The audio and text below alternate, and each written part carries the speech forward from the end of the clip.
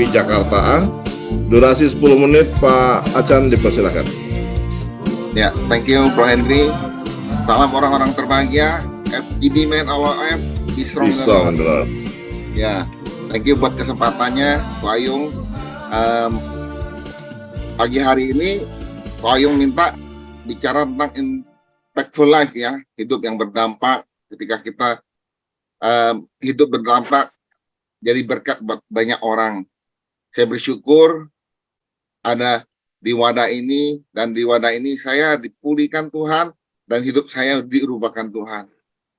Sesuai tema, bagaimana hidup kita bisa berdampak, karena kalau kita melakukan firman Tuhan, berjalan dalam tuntunan Tuhan. Pagi hari ini ada 3 hal, apa yang saya alami, apa yang saya lakukan, ketika lewat 3 hal ini saya mengalami terobosan dalam hidup saya. Pertama, saya bangun mesbah doa. Salah satu hal yang membuat saya terus on fire, terus mengalami perubahan ketika saya membangun mesbah doa. Lewat mesbah doa, saya masuk hadirat Tuhan, minta tuntunan Tuhan, di situ Tuhan bekerja. Tahun 2007, ketika keluarga saya kurang harmonis, usaha pekerjaan lagi ngalami masalah, dan ketika saya join Full Gospel, saya dituntun, dan saya mengerti lagi harus bangun mesbah doa. Dan di situ, ketika saya bangun mesbah doa, kita bergandengan tangan sama istri, dan di situ terjadi pemulihan keluarga. Dan di situ akhirnya Tuhan pulihkan keluarga, dan di situ saya menjadi imam setiap hari mengandalkan Tuhan untuk berdoa. Dan di situ akhirnya terjadi pemulihan baik dalam keluarga, dalam usaha pekerjaan. Dan tahun 2000, ketika saya masih mimpin regional DKI 5, waktu itu mau masuk COVID, kita sudah perencanaan selama 1 tahun pelayanan, target kita. Tapi ketika COVID, semuanya buyar. Dan saya bersyukur ketika kita tidak tahu mau melangkah bagaimana dalam pelayanan.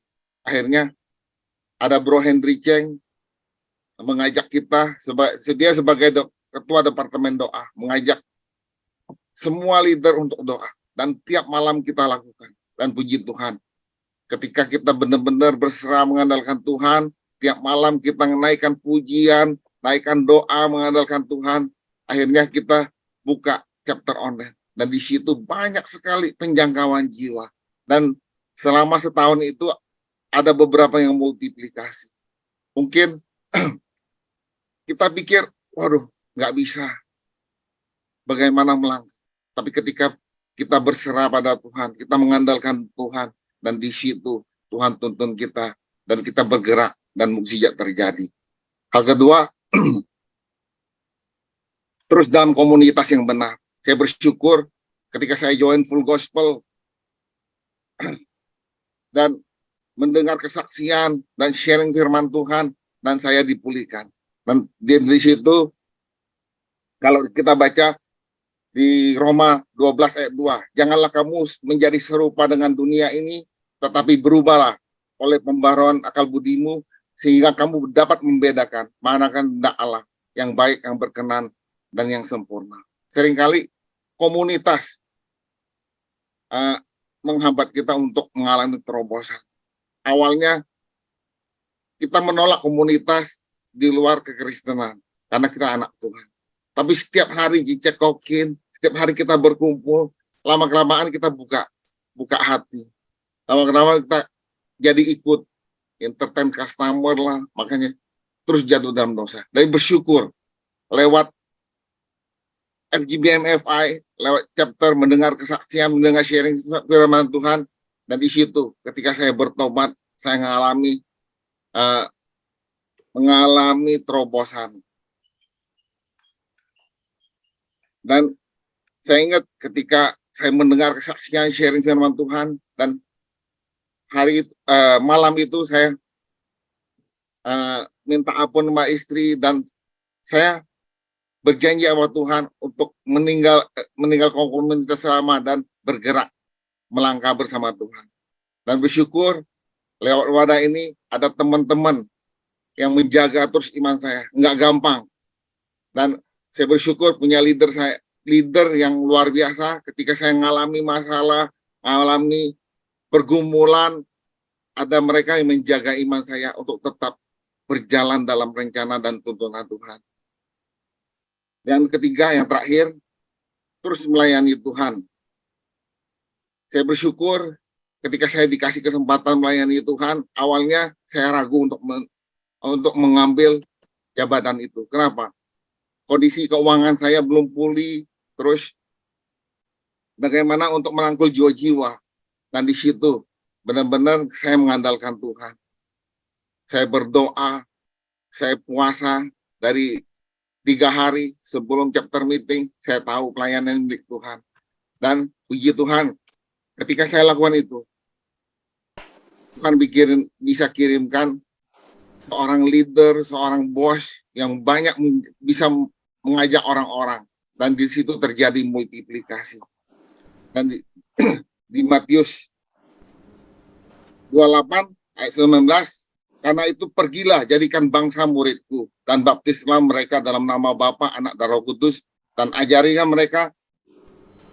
ajarkan mereka melakukan segala sesuatu yang telah kuperintahkan kepadamu, dan ketahuilah aku menyertai engkau senantiasa sampai akhir zaman. Dan di situ saya melihat kasih karunia Tuhan luar biasa. Ketika saya memimpin chapter, saya melihat teman-teman mengalami mukjizat, mengalami terobosan kehidupan saya, dan terus iman saya bertumbuh, dan terus saya melayani Tuhan. Saya tutup dengan kesaksian. Saya punya customer yang utangnya lumayan banyak. Sebelum COVID, dia susah bayar saya, hampir 500 juta. Dan pas COVID, orang itu meninggal. Mungkin dalam pengharapan saya, waduh, nggak ada pengharapan lagi. Saya juga udah melupain, udah ikhlasin. Tapi puji Tuhan, ketika kita setia sama Tuhan, mengandalkan Tuhan, berjalan dalam tuntunan Tuhan, dan puji Tuhan, adiknya masih langganan saya, dan adiknya ambil alih hutang itu. Puji Tuhan, dia cicil selama 1 tahun, hutang itu lunas. Mungkin ketika kita ngalami masalah, ngalami pergumulan, kayaknya, waduh, gak ada jalan keluar. Kayaknya udah gak ada pengharapan. Tapi di situ, ketika kita benar-benar ngandalin Tuhan, kita berjalan tuntunan Tuhan, apa yang menjadi hak kita, Tuhan yang kasih. Saya bersyukur punya komunitas ini, punya wadah ini yang luar biasa. Itu aja sharing saya. Tuhan Yesus memberkati. Terima kasih Pak Achan, Tuhan Yesus memberkati. Pak Han, silakan. Ini misi kami, ini misi kami.